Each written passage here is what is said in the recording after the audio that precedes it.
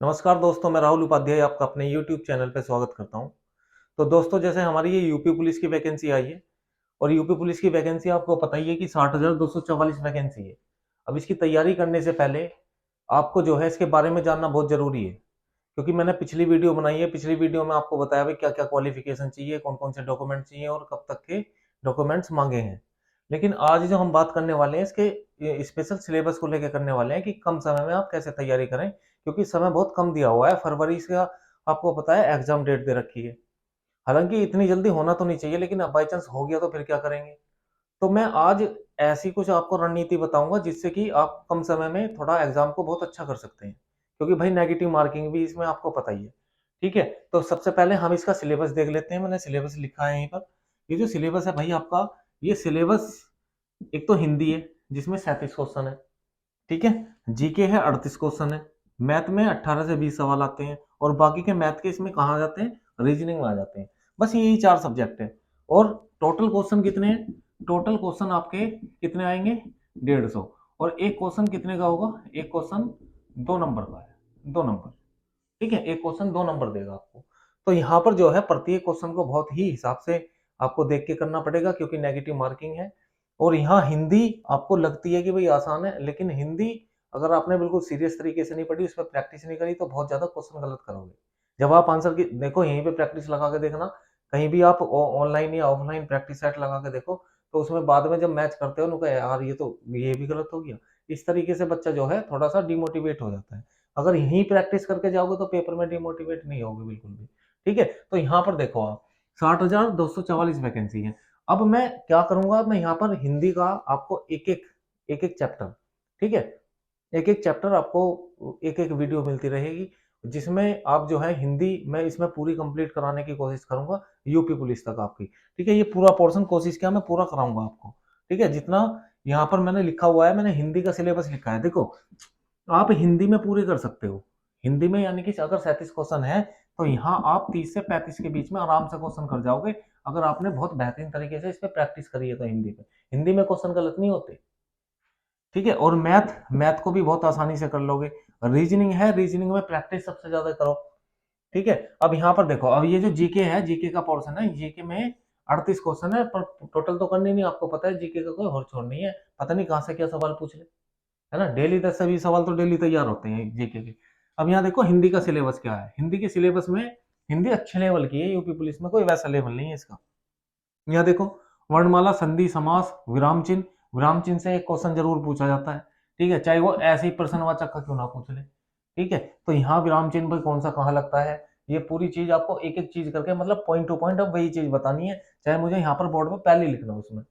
ठीक है, एक एक पॉइंट वही बताने हैं, पढ़ाई से रिलेटेड ही बात होगी सारी। अब यहाँ देखो, वर्णमाला, संधि, समास और विराम चिन्ह, और रस, छंद, अलंकार, अपठित गद्यांश, वो वाला गद्यांश जो पूरा पैराग्राफ दे देते हैं, और उसमें नीचे 4 या 5 क्वेश्चन मिलेंगे आपको। 4-5 क्वेश्चन आपको छांटने को मिलेंगे। पहले गद्यांश को देखो, बच्चे क्या करते हैं, पहले ही डायरेक्ट क्वेश्चन पे चले जाते हैं, फिर उसमें छांटने लगते हैं। इतने इतने तुम देखते हैं ना, वो हेडिंग वेडिंग कहाँ है उसमें पैराग्राफ में। इतने तुम अगर उसे सीरियस तरीके से पढ़ लो, तो इतने तो तुम उस पैराग्राफ को पूरा पढ़ लोगे। तो उसमें क्या है कि पैराग्राफ कैसे करना है तुम्हें एक बार मैं बताऊंगा, और उसको क्वेश्चन को कैसे लगाओगे। पैराग्राफ बहुत आसानी से ठीक हो जाता है, लेकिन इतना इजी भी पैराग्राफ नहीं आता इसमें।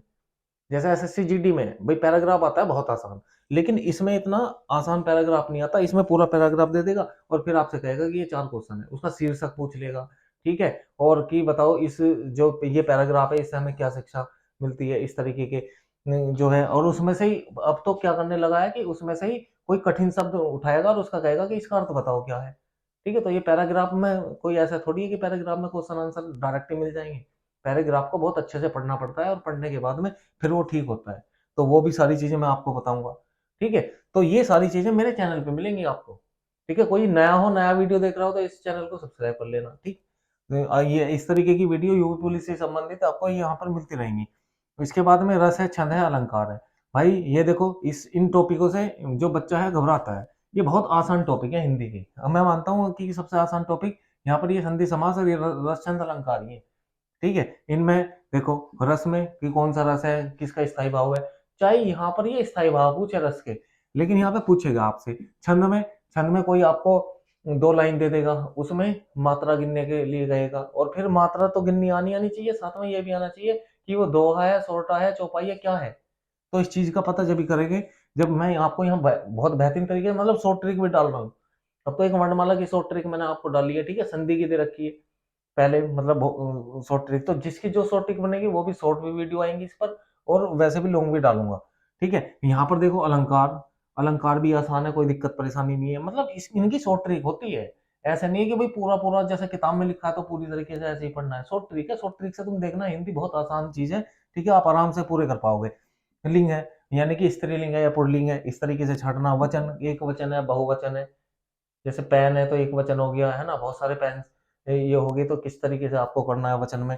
कारक कितने प्रकार का है, सिंपल सी सवाल पूछ लेते हैं, ठीक है। इनमें विभक्ति का प्रयोग होता है, वो पूछते हैं। संज्ञा क्या है, सर्वनाम क्या है, विशेषण क्या है, क्रिया है, काल है, वाच्य है, अव्यय है।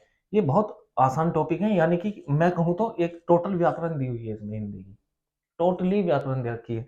अब यहाँ देखो, जो याद करने वाली चीज है जिसे आप अभी कर सकते हो, ठीक है। अगर आप इनके चक्कर में, तो सही बताऊं, अगर इनके वीडियो वीडियो के चक्कर में पड़ोगे तो इतना तो आप किताब से याद कर लोगे इनको तो।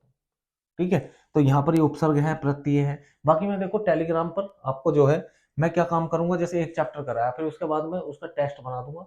ठीक है, तो टेस्ट टेस्ट की जो पीडीएफ है वो आपको मेरे टेलीग्राम चैनल पे मिलेगी, इसी नाम से, जिस नाम से मेरा चैनल है इसी नाम से मेरा वो टेलीग्राम ग्रुप है, आप उसे ज्वाइन कर सकते हो, तो उसकी मैं पीडीएफ आपको दूंगा।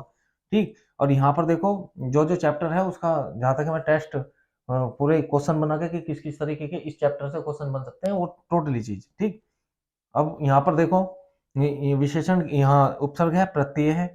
भाई उपसर्ग क्या होता है, प्रत्यय क्या होता है। अशुद्ध वाक्यों को शुद्ध करना, ये बहुत आता है और बच्चा इसमें बहुत गलती करता है। ठीक है, इसकी जब तक तुम्हें लगेगा ये आसान है, जब तक तुम प्रैक्टिस नहीं करोगे जब तक वो हार्ड है। ठीक है, क्योंकि एसएससी जीडी वाला नहीं है यहाँ पे कि बहुत ही आसान पूछ लेगा। अभी पहले जो है मैं तुम्हें एक बात बताऊं, एक बार जो है ये आया था, ये पेंसिले, एक बार ये दिया था, और इसमें कहा था कि बताओ इनमें से कौन सा बहुवचन है। ठीक है, तो यहाँ एक में बिंदी लगा रखी थी, एक में बिंदी नहीं लगा रखी, और बालकों ने ये गलत कर दिया बहुत ज्यादा। उन्होंने सोचा मिस प्रिंट हो गया, किसी को बिंदी दिखाई नहीं थी, किसी को वही लगा दिया, ऊपर यही था, तो हो गया गलत, पीछे बिंदी थी। ठीक है, तो एक वचन बहुवचन इस तरीके से छाटने को देता है।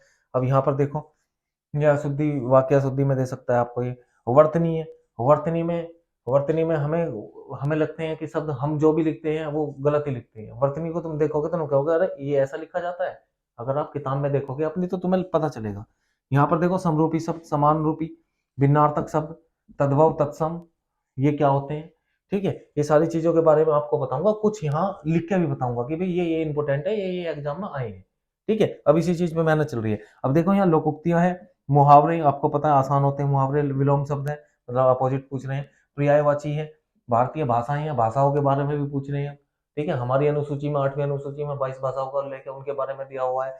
ठीक है, तो उनसे संबंधित कुछ क्वेश्चन पूछेंगे, कौन सी भाषा कहाँ बोली जाती है, उत्तर प्रदेश के किस डिस्ट्रिक्ट में बोली जाती है, मतलब कौन से क्षेत्र में बोली जाती है। तो उत्तर प्रदेश काफी बड़ा क्षेत्र है, तुम्हें पता है, यहाँ पे अवधी भी बोली जाती है, भोजपुरी भी बोली जाती है। ठीक है, खड़ी बोली भी है। तो यहाँ बहुत सारी भाषाएं हैं। प्रसिद्ध लेखक एवं उनकी रचना, रचना भी जरूर आती है, प्रसिद्ध लेखक भी आते हैं, एवं पुरस्कार, पुरस्कार भी दे रखे हैं, यहाँ तक कि जेल वार्डर वाले पेपर में तुमने देखा होगा पुरस्कार तक की राशि तक पूछ रखी है, यानी कि टोटल हिंदी का साहित्य भी है इसमें। ठीक है, तो हिंदी का ये पोर्शन है, और मैं एक एक चैप्टर को कराने की कोशिश करूंगा। ठीक है, बहुत मतलब तरीके से और बढ़िया तरीके से, जो आपको मान लिया एक चैप्टर करो तो उससे जो क्वेश्चन आप लगाओ कहीं से भी, किताब से भी, तो आपके ठीक हो जाए बस। ठीक है, तो पढ़ना अभी आप देखो, अगर तैयारी करोगे बेटर तरीके से तो बहुत अच्छी तरीके से हो जाएगी अभी तैयारी। दूसरा क्या है, अब मैं तुम्हें जीके का पोर्शन दिखाता हूँ कि किससे कितने क्वेश्चन बनते हैं। यहाँ देख रहे हो जीके में संविधान, छोटा सा संविधान है, यानी कि लगभग 15 से 20 दिन में आप उसे कर सकते हो, और यहाँ से 4 से 5 क्वेश्चन आराम से लग जाएंगे, 4 5 6 भी क्वेश्चन लग जाते हैं। ठीक है, और ये ऐसा है कि अगर आप किसी ने ठीक से पढ़ लिया ना संविधान को, तो संविधान से क्वेश्चन गलत नहीं होते भाई। हम टोटली जीके से तो कह सकते हैं गलत हो जाएंगे कि भाई टोटल सही नहीं आते जीके, सब कोई अपने आप में 100% नहीं होता जीके में, तो ये बात तो सही है, लेकिन भाई जो संविधान पढ़ लिया ना, क्योंकि ये स्टोरी की तरह चलता है, और जो पढ़ लिया तो बहुत बेटर इसमें कर पाओगे। ठीक है, बाकी मैं इसमें संविधान में हमारे इस चैनल पे कुछ तो वीडियो पड़ी है। ठीक है, मैं और कुछ वीडियो डालूंगा इसके साथ में, ताकि आप संविधान से भी क्वेश्चन गलत ना कर पाओ। दूसरी बात है भूगोल।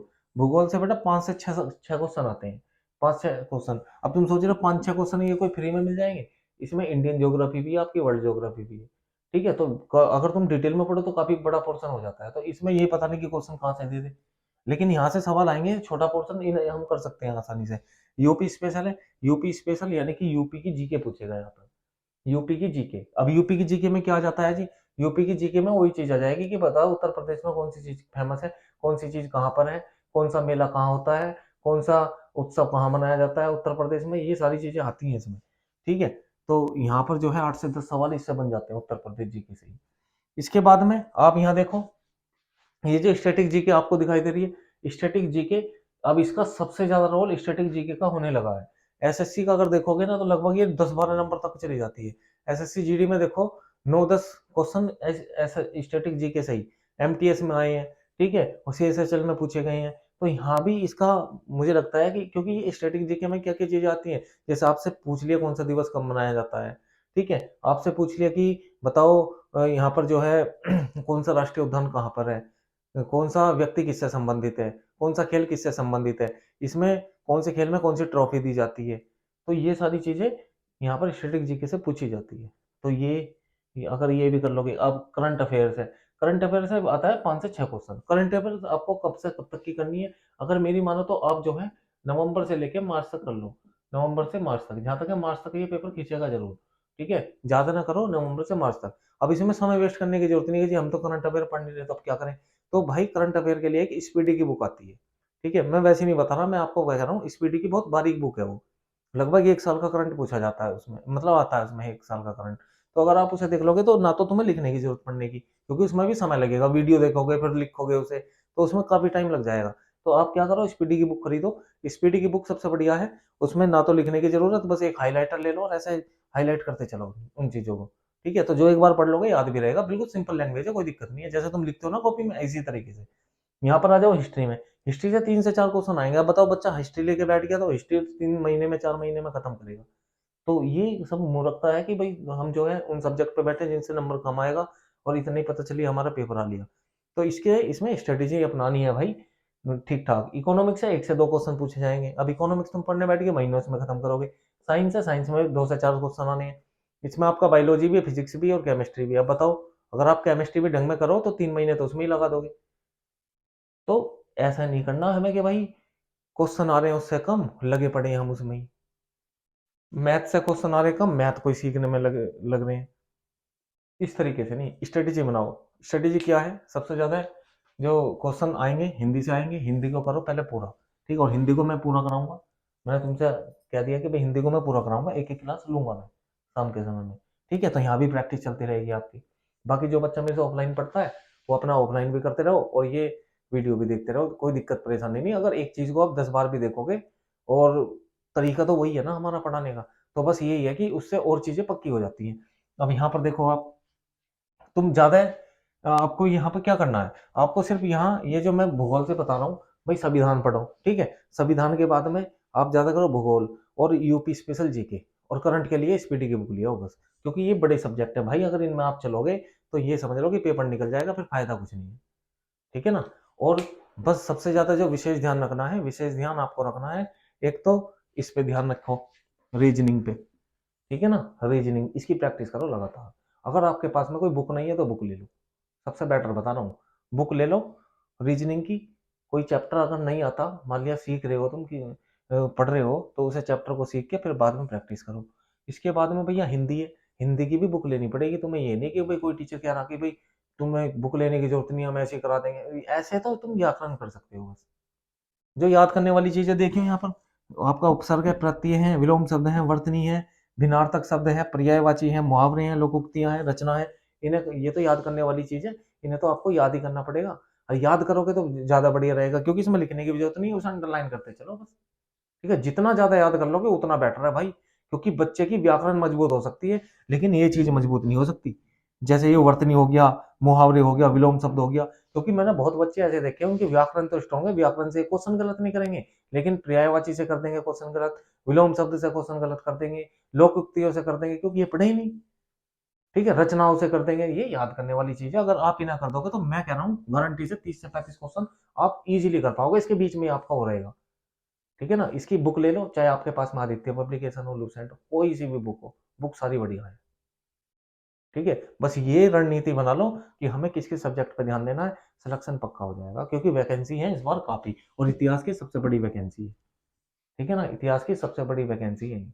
बस इसी तरीके से मैं आपको गाइड करता रहूंगा। ठीक है, और आपको मेरे इस चैनल पे आपको हिंदी की जीके से रिलेटेड चाहे शॉर्ट वीडियो हो या लॉन्ग वीडियो हो, वो आपको मिलती रहेगी। जो हमारे चैनल पे नए हैं, अगर आपको ये वीडियो अच्छी लगी है तो प्लीज़ लाइक करें और दोस्तों को शेयर करें, और जो चैनल पे नहीं है वो सब्सक्राइब कर लें। धन्यवाद, जय हिंद।